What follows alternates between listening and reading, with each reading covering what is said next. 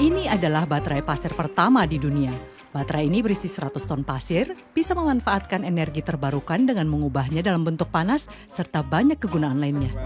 We're gonna build here a largest sand battery in the world. Baterai pasir hanya salah satu dari sekian banyak baterai termal yang ada di pasaran. If we want to use renewable energy when the sun isn't shining or when the wind isn't blowing, then we need to have it stored somehow. Kami akan membahas tentang beberapa material sederhana serta pemanfaatannya untuk menghasilkan energi pada episode Transforming Business kali ini. This one here is the center point of the sand storage.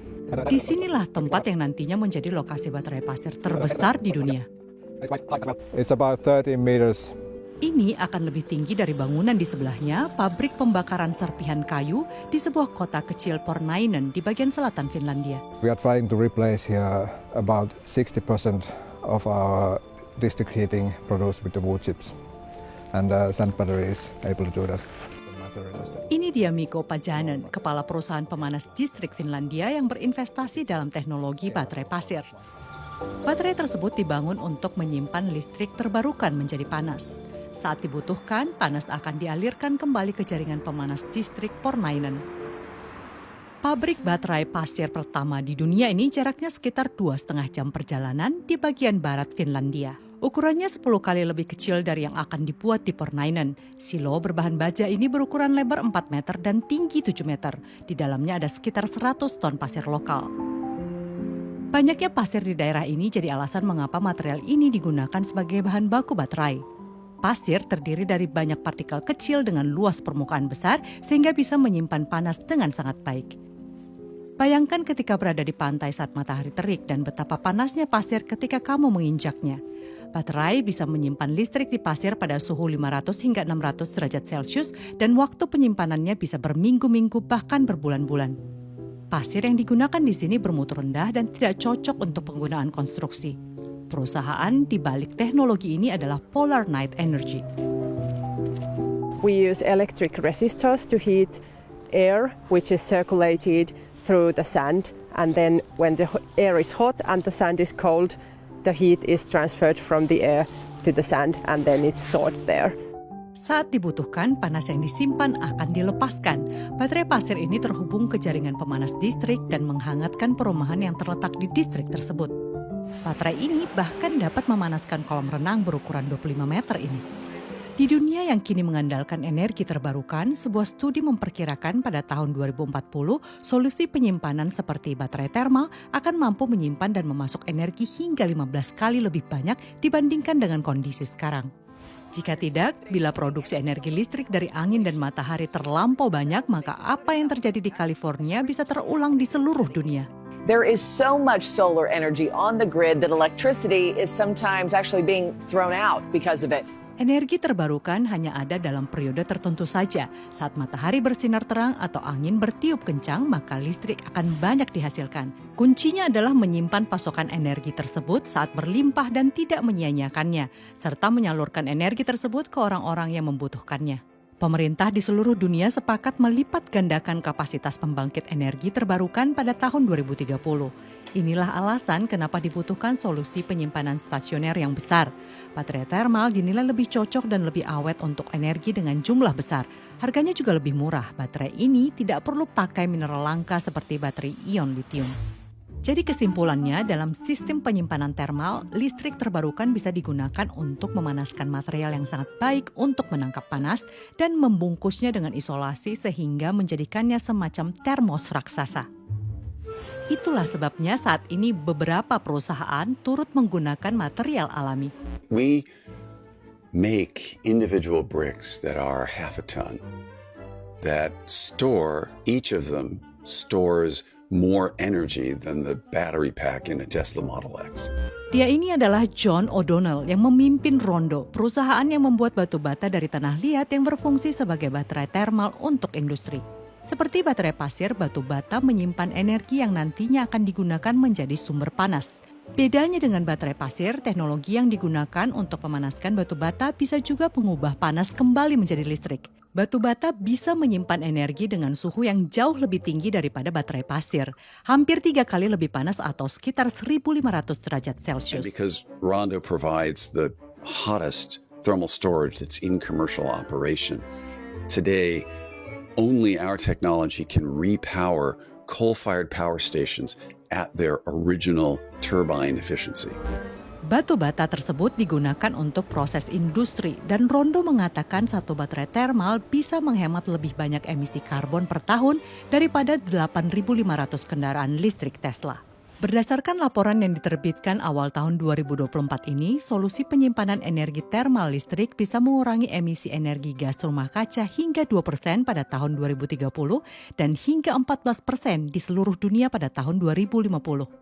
Dan bukan cuma baterai thermal yang terbuat dari pasir dan batu bata, tetapi juga batu.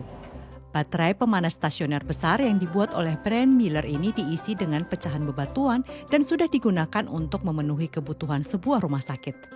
Baterai ini mempunyai masa pakai 30 tahun.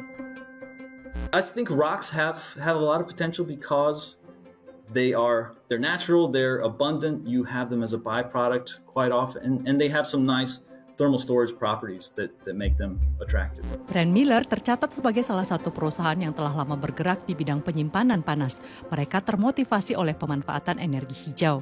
Namun motivasi utama mereka adalah membuat proses produksi panas tidak terlalu bergantung pada bahan bakar fosil, khususnya dalam sektor industri. Heat generation or heating and cooling is over 50% the energy we consume in the world. Ini dia Doron Brand Miller, kepala divisi pemasaran dari perusahaan itu. In the industrial sector, the numbers are even higher. It goes up to 60-70% sometimes the emissions that are used to generate steam or heat.